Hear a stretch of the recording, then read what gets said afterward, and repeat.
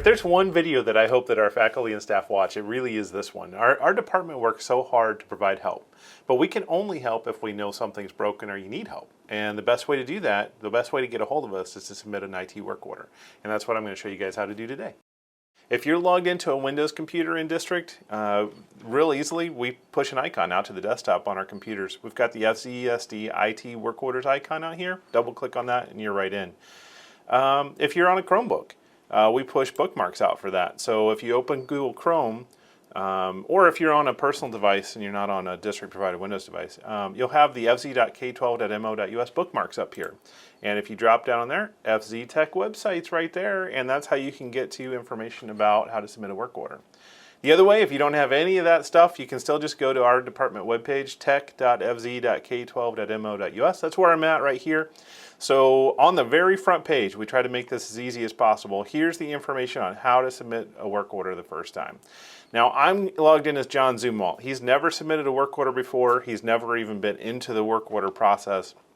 So we're going to do that. We're going to go in to do a work order. Because he's never logged in to do a work order before, you can see here, never submitted a school dude request, register here. So we're going to click on that. Account number is already filled in. That's just something that the district uses. I'm going to put John's information in here. So this is John Zumwalt.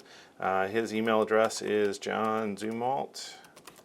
And he also needs a password. So I'm going to give him a password. And he's registered. He's ready to go. Oh, can't forget the phone number. Got to put a phone number in there. And we're off. Okay. And the password cannot just be 8 random characters. It has to have some complexity to it. So make sure that you have a password that's got letters, numbers, characters, that kind of stuff in it, just like all the normal stuff that we require around here. When you're creating the password, make sure that it has an uppercase, a lowercase, and a number in it. And you have to type it the same twice so that it works correctly. And we're in. All right, so John's into the work order system and ready to submit a work order. The first thing it comes up to is an IT request, a brand new one, because he wants to report a new issue. So select the building. John's at Pheasant Point today. And select a room number. So he's in room number 37, and he's having trouble with his computer. And I'm just going to select computer here as a problem, and then I'm going to start describing the issue. Can't get the application to load. Please come help. Now, what we really need is any kind of descriptive info that you can give us. If it's, the computer's rebooting over and over again, or there's a specific thing that happens when you go to a website. If a website won't load for you, give us the details. If it's a website won't load, tell us the full address of what won't load. The more you can tell us, the faster we can help. There's a lot of times when our techs can remote in without even having to come over to your building if it's an issue on your computer with software.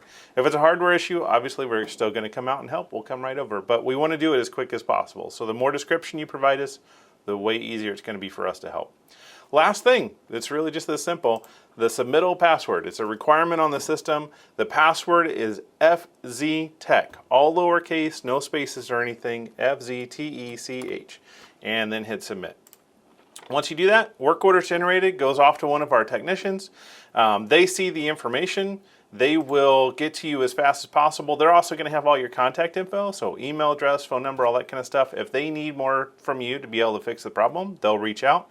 You can also see the status of any requests that you've put in right here under My Requests, so that way you know what's going on. You'll also get an email with any status change. So if a tech has come out and fixed it but you weren't around, they're going to have notes on that work order when they complete it, and you'll get an email with all the information about what they did, how they did it, and why. That's all there is. Now I guess I got to figure out how to put this back together.